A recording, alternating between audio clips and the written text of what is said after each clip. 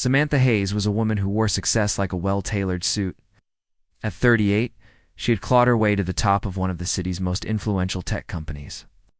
Earning respect, envy, and sometimes fear from colleagues, her life was filled with board meetings, stock reports, and carefully curated social appearances. Yet for all her achievements, there was a corner of her world where she felt completely powerless. Her 10-year-old daughter, Lily. Lily was born with a condition that made her mute. She had eyes that sparkled with curiosity, a mind that raced faster than any child Samantha had ever met, but she could not speak. Doctors had offered a variety of therapies and interventions, but progress was slow, often frustrating, and sometimes emotionally draining. Samantha had poured herself into work for years, partly to avoid confronting the reality of Lily's struggles. But she also hoped her career success would one day provide the resources to give Lily every opportunity imaginable. On a bright Saturday morning, Samantha decided it was time to spend a day with her daughter outside the confines of therapy rooms and electronic devices. She dressed in casual, chic designer sunglasses, a light scarf, and sneakers that made her look approachable yet undeniably in control, and grabbed Lily's hand as they left the penthouse apartment. The sky was an expanse of blue, unbroken, and endless, and a gentle breeze carried the scent of blooming flowers from nearby parks. The playground was bustling with life. Children screamed with delight as they climbed jungle gyms, swung on swings, and chased each other across the open. Field parents sat on benches, some scrolling on their phones, others chatting casually. Samantha watched Lily's eyes scan the playground, taking in everything: the bright colors, the laughter, the movement.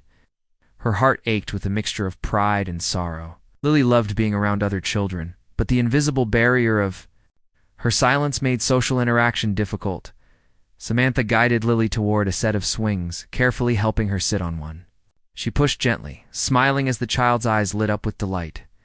It was small moments like these that Samantha cherished. She wanted to see Lily experience life as fully as any other child could, without the limitations imposed by her condition. While Samantha watched, she noticed a man across the playground. He was African American, in his early 30s, wearing a well-worn t-shirt and jeans, and he had a toddler in tow who was toddling toward a small slide. There was an ease about him, a confidence in how he moved, a warmth in how he interacted. With his child, he seemed completely in his element, a father who understood and embraced the chaos of parenthood. Lily's attention shifted to him as well. She pointed toward his toddler, her small hand trembling with excitement. Samantha followed her daughter's gaze and smiled. Maybe, she thought, this could be an opportunity for Lily to watch other children and learn in an unstructured environment. Man noticed Lily staring and gave a gentle nod, a simple acknowledgement that sparked something in her. Samantha felt a flicker of curiosity mixed with cautious apprehension. She had always been protective of Lily, wary of strangers, especially in public spaces. Yet there was something about this man that felt different, not threatening, not imposing, just genuine. Minutes passed, and Lily became restless on the swing. She jumped down and wandered toward a sandbox where the man's toddler was playing. Samantha hesitated, her instinct screaming for caution, but she noticed the man looking up, meeting her gaze, and giving a small, reassuring smile. He bent down, offering a toy from the sandbox to Lily without a word, his gesture open and inviting too. To Samantha's surprise, Lily accepted it. She dug into the sand with careful hands, shaping small mounds, and glanced at the man's toddler, who giggled and clapped. Then the man said something. His voice was calm, warm, and patient. "Do you want to build a castle together?" Lily froze. Her small eyes were wide, and she looked back at Samantha as if asking permission. Samantha hesitated, unsure what her daughter might do. Then Lily turned back to the sandbox and reached out toward the man, attempting to mimic the gesture of building. She moved her small fingers over the sand, carefully patting it down. The man mirrored her movements, encouraging her without words. Using his hands to show shapes and structures, something remarkable happened. Lily's hands moved faster, more confidently, and she glanced at him again. This time, she formed a small shape with her fingers and pointed to it. Castle? She mouthed silently, unsure if it was right. The man's face lit up with genuine delight. Yes, that's perfect, he exclaimed, his voice filled with excitement and encouragement. Samantha stood frozen, her mind racing. She had seen therapists use tools and charts, devices and prompts, all in attempts to help Lily speak. Yet here was a complete stranger, a father whose simple kindness, patience, and warmth seemed to unlock something inside her daughter. She felt a mixture of astonishment, relief, and, surprisingly, humility. Minutes stretched into an hour. The man, whose name she learned was Marcus, continued to interact with Lily, not as a patient, not as a therapist, but as another parent.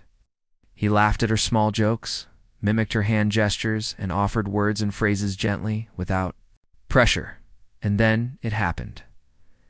Lily's voice came out, not loud, not perfect, but undeniably real. More sand, she said, her voice trembling but clear. The sandbox became a chorus of laughter, and even the toddler seemed to respond to the sudden magic of her words. Marcus clapped, cheering for her, while Samantha's eyes filled with tears she hadn't expected. She didn't move immediately, afraid that if she did, the moment might shatter, that the fragile spark of progress might vanish. "Did you?" Samantha whispered, barely able to form the words. "Yes," Marcus said softly, a gentle pride. In his tone, "She's amazing. She just needed someone to play with." For the rest of the afternoon, Samantha watched in awe as Lily interacted with Marcus and his child. Words flowed more easily, sentences forming, laughter bubbling up, freely.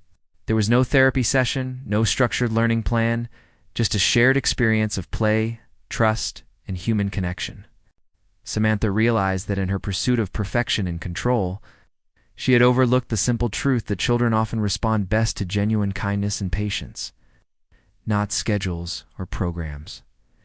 As the sun dipped lower in the sky, casting golden hues across the playground, Samantha approached Marcus. "Thank you," she said, her voice thick with emotion. I've never seen her like this." Marcus shook his head. "No, thank you. It's an honor to meet her. She's remarkable."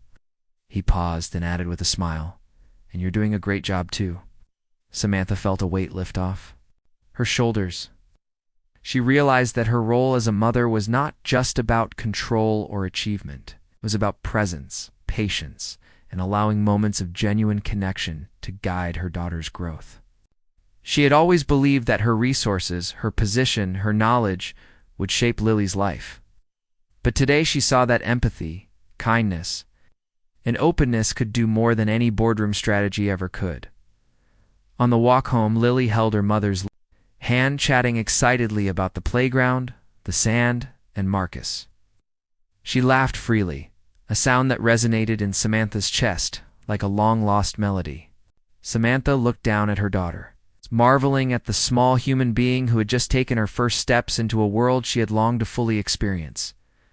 That evening, Samantha returned to her apartment and stared out over the city skyline. The high-rise lights shimmered, reflecting off glass towers and bustling streets. She felt a renewed sense of clarity and purpose. Success was no longer measured solely by titles, wealth, or accolades. The real triumph was watching her daughter find her voice, experiencing the world fully, and learning to connect with others. Over the next few weeks, Samantha and Lily returned to the playground regularly. Marcus became a frequent presence, not just as a helper, but as a friend, someone who brought out a side of Lily that had long been dormant. Samantha watched as their friendship blossomed, understanding that connections like these could never be bought or scheduled. They had to be earned through trust, patience, and genuine care. In the boardroom, Samantha remained formidable, but her perspective shifted. She became more attuned to human connections, not just bottom lines. She encouraged empathy in her employees, instituted programs for families and children of staff, and shared her story in quiet moments. always careful to focus on the power of kindness and human connection. For Lily, life transformed. She still faced challenges, of course, but her confidence soared. Words became tools for expression, bridges to friendship, and keys to unlocking new experiences. And every time she laughed freely, spoke clearly, or helped another child discover something new. Samantha remembered that Saturday in the park, the day a black single dad helped her mute daughter speak for the first time. It was more than just a playground encounter. It was a lesson in humility, a reminder that no amount of status or wealth could replace genuine human connection. Samantha had achieved great things in the world, but the greatest achievement of all was seeing her daughter's voice finally emerge, clear and strong, carried by laughter and joy. And as she tucked Lily into bed that night, brushing a strand of hair from her face, Samantha whispered softly, "You are incredible, Lily, and I'm so proud of you." Lily smiled, hugging her mother tightly. "I learned from Marcus," she said, her voice steady and confident. "He showed me how." Samantha held back tears, overwhelmed by gratitude and awe. It was a lesson she would carry forever, that sometimes the most profound moments in life are not planned, not orchestrated, and not controlled. They are lived, felt, and shared. And in that moment, the city outside the window seemed to shimmer a little brighter, as if acknowledging that hope, joy, and human connection had quietly triumphed, one voice at a time.